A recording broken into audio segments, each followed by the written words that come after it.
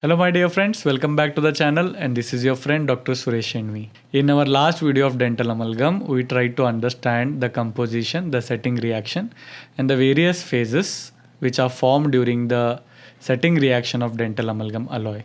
If you have not seen the video, I will put the link into the description. I am sure there are many instances where your teacher will ask you that how do you decide how much of mercury you should be mixing with the dental amalgam alloy powder, and that point is called as proportioning of dental amalgam alloy and the mercury, and that's what we are going to learn today.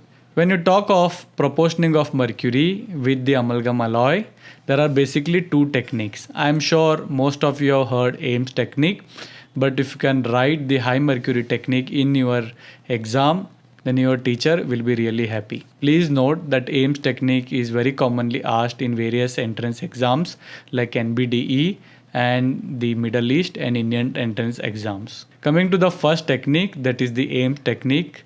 Ames technique basically means that you should be taking equal proportion of dental amalgam alloy and the mercury, and it is commonly expressed as 1:1.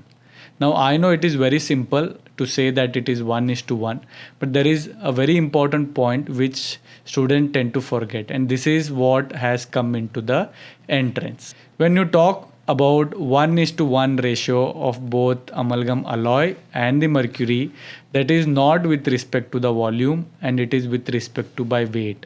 For example, if you are taking 1 gram of the alloy, then you have to take 1 gram of mercury. And since you don't have excess mercury and you don't have to squeeze the mix to remove it, this technique is also called as no squeeze cloth technique or minimal mercury technique. The advantage is very clear because you just have enough of mercury into the restoration.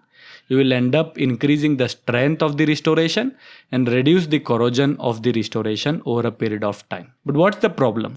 I'm sure most of us struggle in the initial days when you are putting increment into the restoration, and many times the mix gets dried very fast because the working time of amalgam is just 3 minutes. So in order to increase the working time or the plasticity of the mix, you can follow another technique that is called as high mercury technique, in which you will be taking more amount of mercury into the mix, which increases the wetness of the mix, and hence you get more time and you can adapt into the deeper line angles and point angles in a much better way. But you would like to reduce the amount of mercury which is remaining into the top increments, so you will have to squeeze the subsequent layers more to make it dry.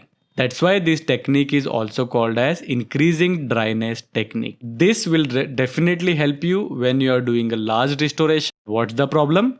More mercury, less strength. So my dear friends, I hope this video was helpful to you. If you have any questions or suggestions, please write into the comment section.